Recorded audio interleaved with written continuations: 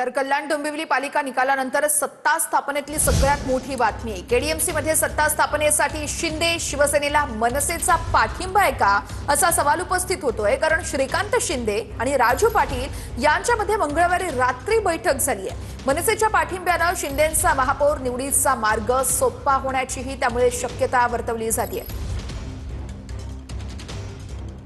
मनसेच्या पाठिंब्याने शिंदेंचा महापौर निवडीचा मार्ग सोपा होण्याची शक्यता आहे। केडीएमसी मध्ये सत्ता स्थापनेसाठी शिंदेंच्या सेनेला मनसेचा पाठिंबा असल्याचं कळतंय। श्रीकांत शिंदे आणि राजू पाटील यांच्यामध्ये मंगळवारी रात्री महत्त्वाची बैठक झाली आहे आणि या बैठकीत नेमकी काय चर्चा झाली हे बघणं महत्त्वाचं असेल। मात्र मनसेचा पाठिंबा जर का मिळाला तर शिंदेंचा महापौर निवडीचा मार्ग हा सुखकर होणार आहे।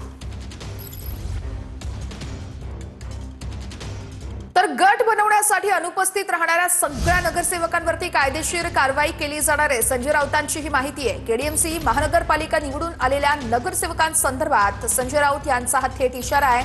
मशाल चिन्हावर निवडून येऊन पक्षाची आचारसंहिता पाळत नसतील तर कारवाई केली जाईल असंही राऊतांनी सांगितलंय। ठाकरेंच्या पक्षाकडून निवडून आलेले नगरसेवक जर कुणाकडे गेले जात असतील तर ते अपात्र होतील असंही राऊत म्हणतायत। कोणी कुठून कोणाचे असले तरीही ते मशालीवर निवडून आले।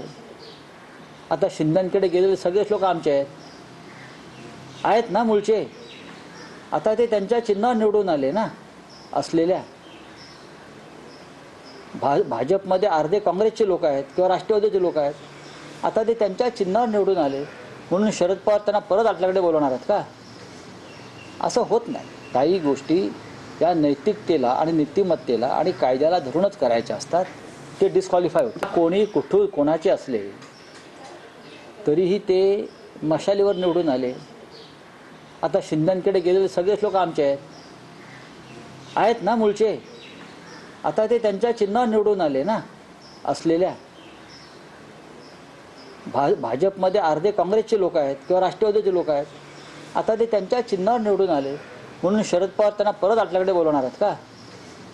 असं होत नाही। काही गोष्टी या नैतिकतेला आणि नीतिमत्तेला आणि कायद्याला धरूनच करायच्या असतात। ते डिस्क्वालिफाय होते।